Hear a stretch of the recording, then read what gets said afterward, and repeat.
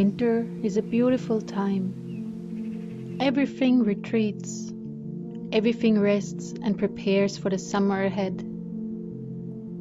There is this magical silence. You can hear it if you become still.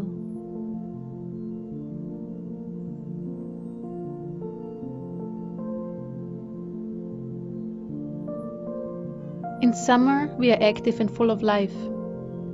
We express ourselves and shine. This is the time now to become quiet and to look inward.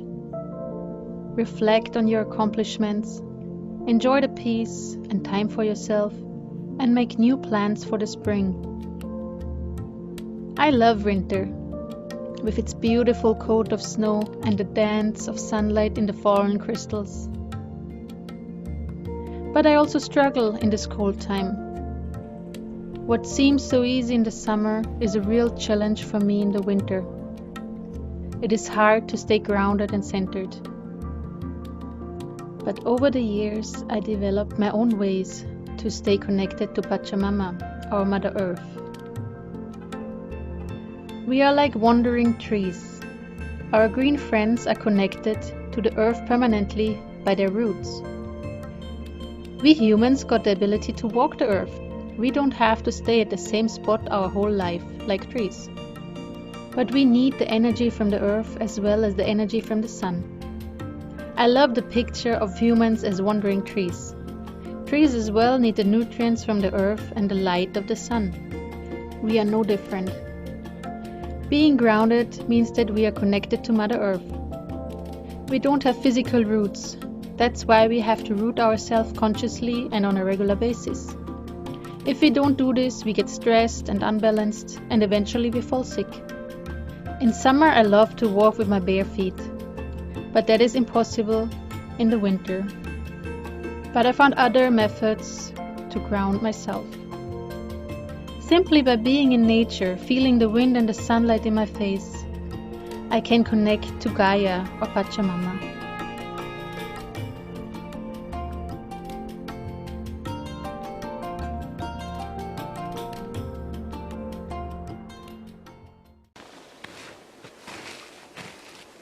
Another way to ground yourself in winter is by connecting to a tree. Actually, we have to wear thick shoes and socks in the winter so to protect ourselves from the snow and the cold. So it's really hard to ground ourselves through our own roots. So what we can do is, if the tree permits it, we can connect ourselves with the tree and use his roots to connect to Mother Earth, to Pachamama.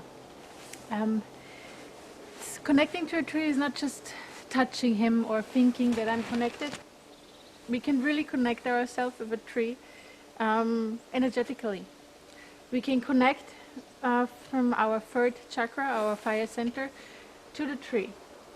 Same we do with each and every person. When we meet someone, when we look at someone, we make an energetical connection with that person from our fire center. And the same we can do with anything in the creation. So also with trees. This takes a little practice, but you will get there easily. It's all about, you have to really feel the connection, not just imagine that a string goes from your belly to the tree, but really feel it, that your aura expands to the tree and connects to the tree. Okay? And obviously it's easier if you really touch the tree, because then you're already in his energy field and it's easier to connect. I do the whole thing always without gloves, no matter how low the temperatures are, because it just works better.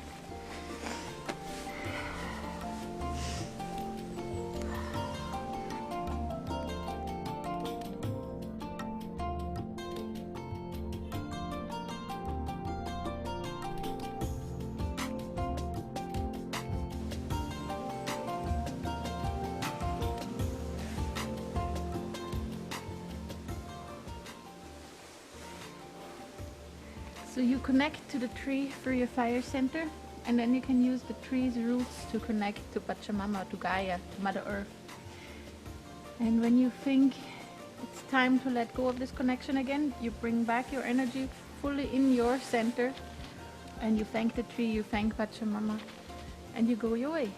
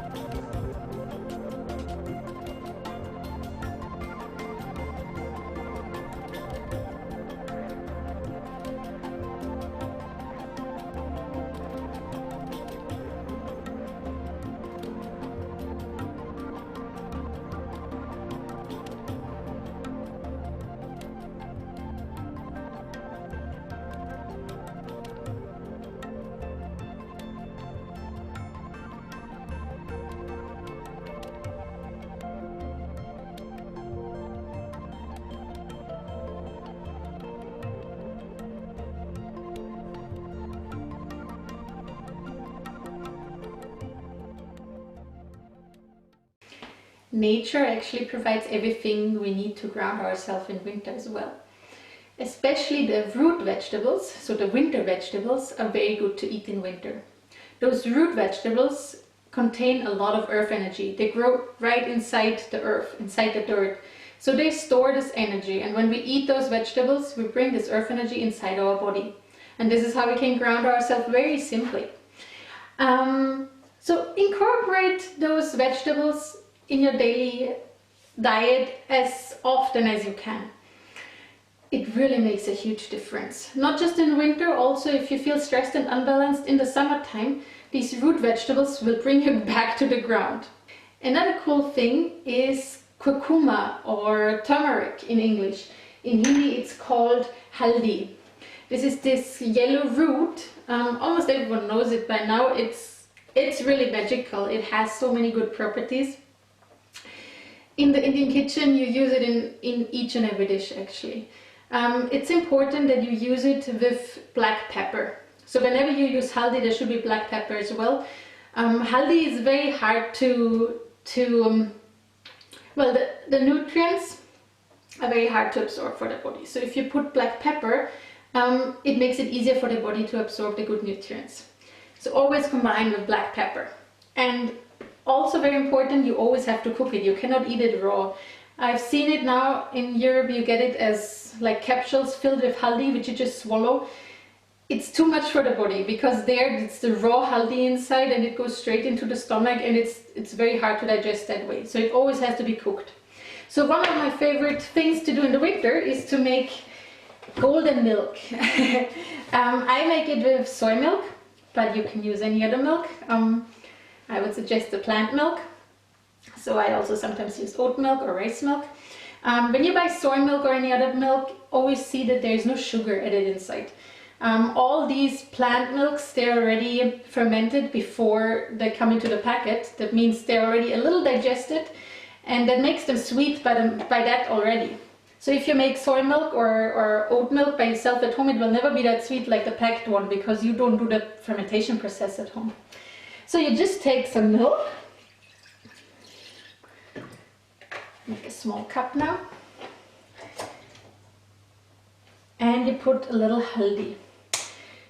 Just a little bit, just a pinch.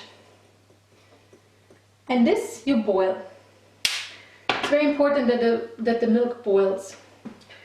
And you can add some black pepper, very important. Just has to be a little bit. And I'm a big fan of cinnamon.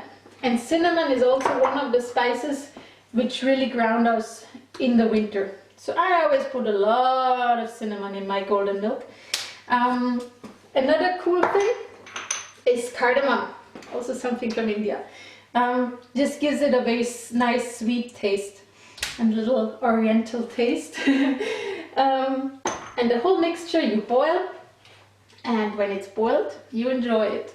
If it's not sweet enough for you, you can keep a spoon of honey inside, but only after it's cooled down a little. If you keep honey into hot, all the good nutrients die. So honey always, let the milk get cooled down a little and then you put it inside. Now, while I'm waiting for the milk to boil up, I want to share the fun fact for this vlog with you. It actually just came to my mind because I was watching the milk. You know, when you use cow milk, you boil it up, you put it in the cup and it cools down. There is this layer of milk skin on top, like this fat layer, and it's like a thick, fat skin of milk. I really don't like this. But so far, like since a few years, I am using soy milk, and I never had this with soy milk or any other plant milk. I think it's because there is not that much fat inside, like in cow milk.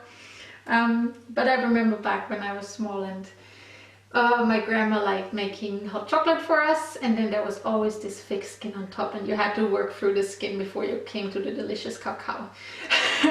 And yeah, so actually it's banished from my life already because I use soy milk now.